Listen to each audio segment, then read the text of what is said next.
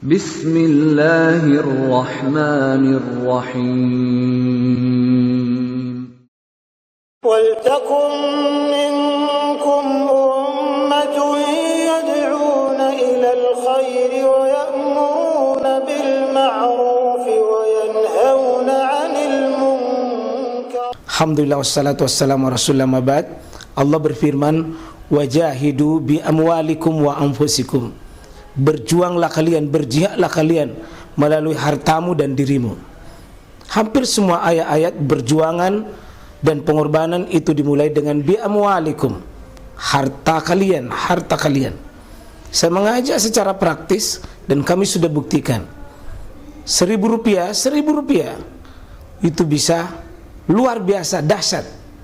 Bisa beli mobil, bisa buat kuburan, ya, bisa membangun masjid. Uang 1.000. Mari kita satukan uang 1.000 kita. Nanti kami jemput. Di rekening ini insya Allah bisa kita buat. Di rekening ini insya Allah kita buat sebuah kekuatan umat dengan Rp1.000. Rp1.000 dahsyat. Assalamualaikum warahmatullahi wabarakatuh. Karena niat itu mendahului amal itu. Kapan orang berpuasa, Pak? Setelah lepas malam. Begitu imsak, puasa itu. Ya, begitu fajar sudah diberi itu. Begitu fajar sudah dianggap bukan lagi malam. Dia sudah ada kondisi waktu. Maka pasang niatnya, dihadirkan niatnya sebelum waktu fajar. Ya. 3 imam ini, 2 sangat tegas bahwa harus dihadirkan sebelum mulai waktu imsak itu, dan tidak boleh sampai pagi baru berniat, apalagi siang. Sebagian imam memang seperti masih ada memberikan selama belum di tengah hari, tapi itu sudah mulai pembahasan. Kenapa di malam hari? Ya karena namanya niat itu adalah biqudum, maka dia mendahului a'mali. Amalannya didahului dengan niat. Ya, bukan niat namanya kalau sekedar dia bersamaan, tapi mendahului. Kesengajaan, kesadaran untuk dihadirkan itu, lapar dan haus itu ditahan karena Allah Subhanahu wa taala. Tidak ada itu, maka dia lapar dan haus dan dia tidak dapat apa-apa. Bukan ibadah namanya. Kan ibadah ini adalah syaratnya mesti ada niat. Syaratnya ada niat. Karena innamal a'malu binniyat. Amalan itu dengan niat. Tidak makan, tidak minum, Pak. Tidak ada niat. Itu dia lapar dan haus tapi tidak dapat apa-apa. Tetap dia puasa. Tetap dia puasa. Seperti kalau dokter itu bilang jangan dulu makan karena mau dioperasi, tidak makan, tidak minum.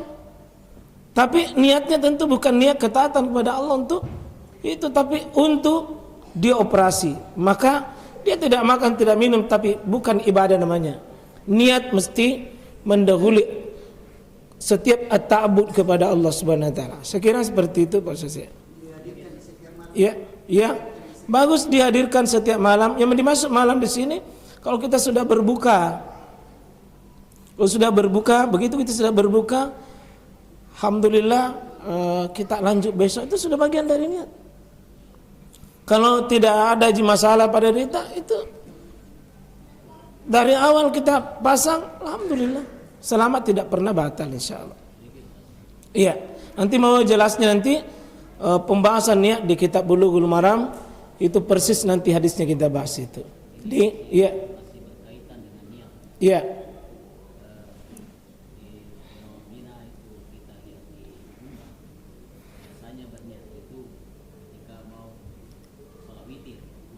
Ya. Sudah witir ya, sudah witir ya. Ya, sudah witir. Ada biasa yang biasa kita dengar lafaz. Katakan nawaitu shauma gadin. Ini lafaz yang ini nih. Lafaz ini saya pertanyakan apakah ini betul ada seperti ini dari sahih hadisnya atau bagaimana? Ya. Tidak ada Pak lafaz seperti ini.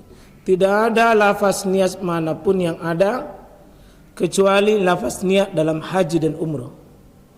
Adapun lafaz niat yang lain itu pasti ulama yang bikin. orang bikin itu. Ya, jadi niat itu sebenarnya sepakat seluruh ulama, niat itu adalah an-niyatu fi qalb. Itu di hati kita. Ya. Imam An-Nawawi saja akui, Ibnu Hajar juga akui. Niat itu di hati, Pak. Ya. Pada murid utamanya ini Imam Syafi'i ini, mazhab tokoh besarnya. Niat itu fi qalb, bukan di lisan. Ya, nanti di belakang pembahasannya kapan itu lisan membantu. Jadi itu bukan niat itu. Bukan niat yang seperti itu. Niat itu kesadaran untuk melakukan sesuatu. Itulah niat. Niat itu bukan di lafaz. Ya, seperti usolli, bukan itu. Nawaitu, bukan itu. Niat itu, Pak, bukan urusannya lidah. Niat itu urusannya hati. Ya, karena Allah lihat itu adalah hati kita, bukan mulut kita. Kadang lain di sini, Pak, lain tahu di hati. Ya, Allah lihat itu, ya. Walaki yanzuru fi qulubikum. Allah melihat apa yang ada di hati kalian. Ya. Bukan fi ajsadikum, bukan di jasad, di lisan-lisan kalian. Ya. Bukan. Jadi seperti itu, Pak. Jadi insyaallah kita tidak usah, dan mari kita tidak membiasakan begitu. Ya, memang masjid-masjid pada umumnya itu ada masjid-masjid ya. Begitu sudah witir, ya itu dipimpin oleh imam. Dipimpin oleh imam untuk mengucapkan, ya, mari kita berniat untuk puasa besok. Wah, pakai bahasa Arab tapi tidak mengerti juga. Membiasakan tidur tadi sudah, setelah makan sahur menjadikan siang hari untuk tidur dan bersantai. Ini tidak punya target ini di bulan Ramadan ini. Tidur. Bahkan tidur deh supaya tidak dirasa lapar. Tidur deh supaya tidak dirasa waktu jalan. Ini bukan model puasa begini. Bahkan ada ustaz yang sering bacakan hadis supaya orang bisa tidur semua. Ya, an-naumu lis-shaim al-ibadah, bahwa tidur di bulan Ramadan itu adalah ibadah. Wah, tidur saja sudah ibadah. Ya, ini hadis la aslalahu. Tidak ada asal usulnya hadis ini, ya, Mas. Itu hadis itu dipungut-pungut itu di sekitaran di Jemah itu. Tidak ada asal usulnya. Ya. Ya kalau memang tidur sebagai sarana untuk kuat beribadah itu bisa bagus. Tapi jangan cari alasan. Kalau bisa mengaji, bisa berzikir, bisa bekerja, bisa berbuat, kenapa mesti tidur dijadikan alasan? Dan ini adalah metode penjajah untuk membuat kita tidak ada etos kerja di bulan Ramadan. Sepertinya tidur itu sudah cukup membuat kita semakin tidak kreatif dan tidak ada semangatnya. Ya, nanti pembahasan ini kemudian kita akan bahas bagaimana sahabat Nabi dalam perang Ahzab menggali itu lubang di bulan suci Ramadan itu, Mas sekalian, itu dengan parit 2 kali 4, lalu panjangnya hampir 6.000 meter. Itu di bulan Ramadan dengan derajat 50 derajat. Dengan pakai alat langsung, Pak. Wih, tanahnya bukan tanah seperti di Jemah, tapi tanah batu-batu di Madinah.